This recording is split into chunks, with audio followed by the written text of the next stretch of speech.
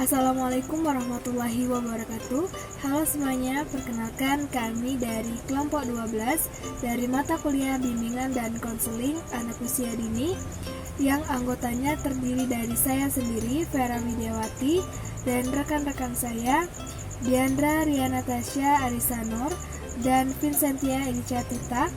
Kami akan menjelaskan tentang fungsi dan ruang lingkup bimbingan dan konseling untuk anak usia dini.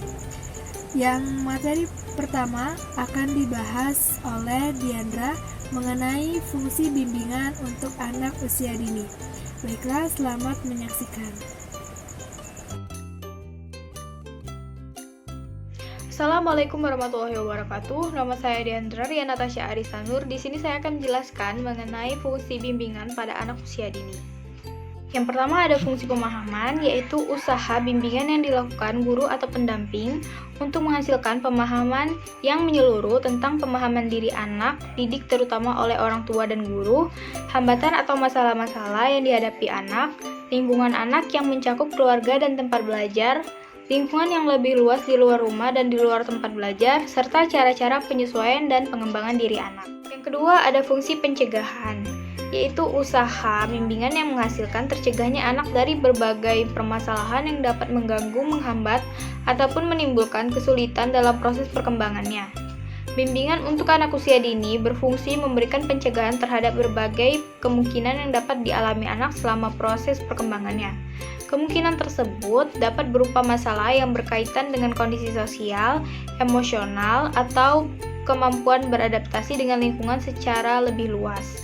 Ketiga, ada fungsi perbaikan, yaitu usaha bimbingan yang menghasilkan terpecahkannya berbagai permasalahan yang dialami oleh anak didik.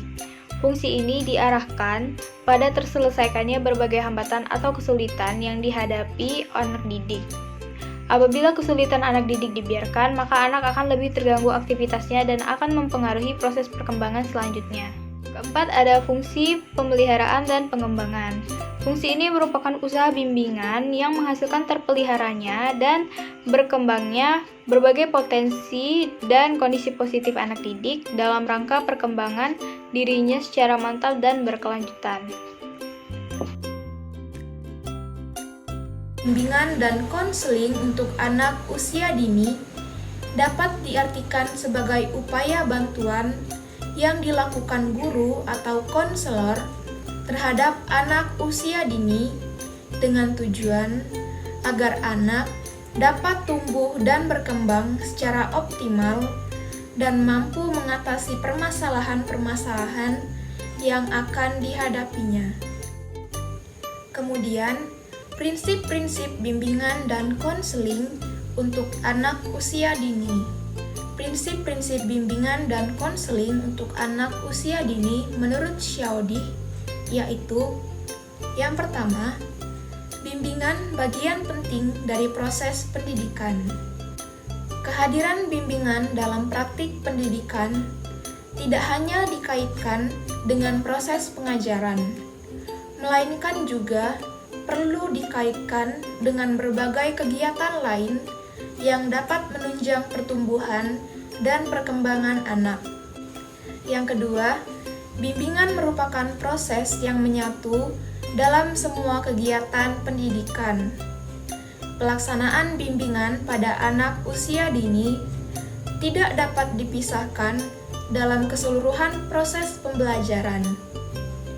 Pada saat guru melaksanakan pengajaran, pada saat itu juga guru dapat melaksanakan proses bimbingan menggunakan metode pembelajaran yang seringkali digunakan dalam mengajar. Yang ketiga, bimbingan harus berpusat pada anak yang dibimbing. Bimbingan yang dilakukan guru harus dilatar belakangi pemahaman terhadap kondisi permasalahan anak yang dibimbingnya. Yang keempat, kegiatan bimbingan mencakup seluruh kemampuan. Bimbingan yang dilakukan pada kegiatan pendidikan anak usia dini perlu berorientasi pada seluruh aspek perkembangan anak, tidak hanya terpusat pada satu aspek perkembangan saja. Yang kelima, bimbingan harus dimulai dengan mengenal atau mengidentifikasi kebutuhan-kebutuhan yang dirasakan anak bimbingan untuk anak usia dini. Diawali dengan mengidentifikasi berbagai kebutuhan anak, karena masing-masing anak memiliki kebutuhan yang berbeda-beda. Yang keenam, bimbingan harus fleksibel dan sesuai dengan kebutuhan serta perkembangan anak.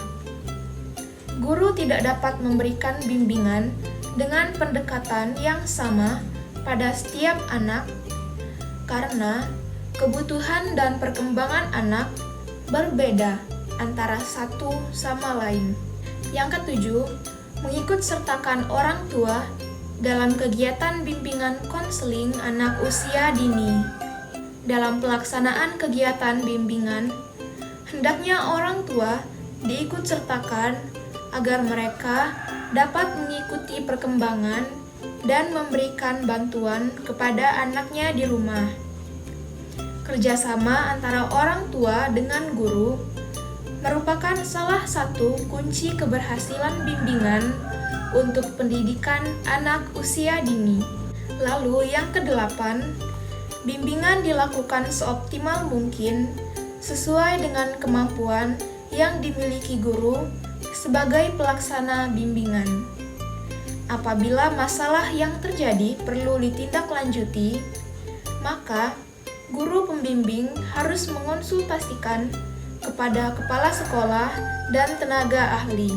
Dan yang kesembilan, bimbingan harus diberikan secara berkelanjutan.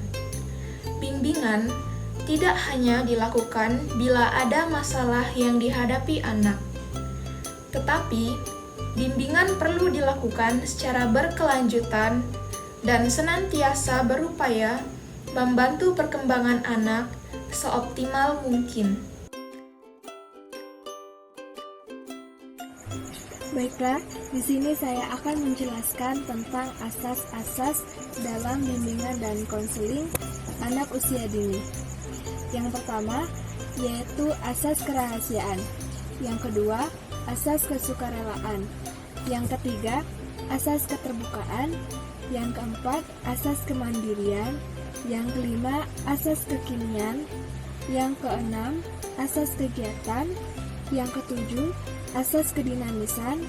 Yang kedelapan, asas keterbukaan. 9, asas kenormatifan. 10, asas keahlian. 11, asas alih tangan. Dan yang terakhir, asas Tuturi Handayani.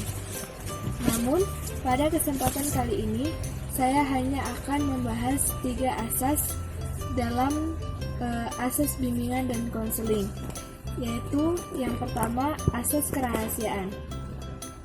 Asas kerahasiaan merupakan asas yang menuntut dirahasiakannya segenap data dan keterangan konseli yang menjadi sasaran layanan. Dalam hal ini, konseli wajib secara penuh untuk memelihara dan menjaga semua data dan keterangan sehingga kerahasiaannya benar-benar terjamin. Yang kedua, asas keterbukaan. Asas keterbukaan merupakan asas yang menghendaki konseling yang menjadi sasaran layanan bersifat terbuka dan tidak berpura-pura, baik dalam memberikan keterangan tentang dirinya maupun dalam memberikan berbagai informasi, yang mana informasi tersebut akan memberikan manfaat bagi pengembangan dirinya sendiri dalam proses konseling tersebut. Yang ketiga yaitu asas kesukarelaan. Asas kesukarelaan merupakan asas yang menghendaki adanya kesukaan dan adanya kerelaan konseli dalam mengikuti atau menjalankan proses layanan yang dibutuhkan bagi dirinya tersebut. Dalam hal ini, konselor wajib sekali membina dan mengembangkan kesukarelaan tersebut. Mungkin itu saja yang dapat saya sampaikan. Terima kasih. Wassalamualaikum warahmatullahi wabarakatuh. Demikianlah materi-materi yang dapat kami jelaskan. Saya mewakili teman-teman saya memohon maaf apabila masih terdapat banyak kekurangan di dalam penyajian materi ini. Semoga video ini bermanfaat bagi kita semua. Terima kasih. Wassalamualaikum warahmatullahi wabarakatuh.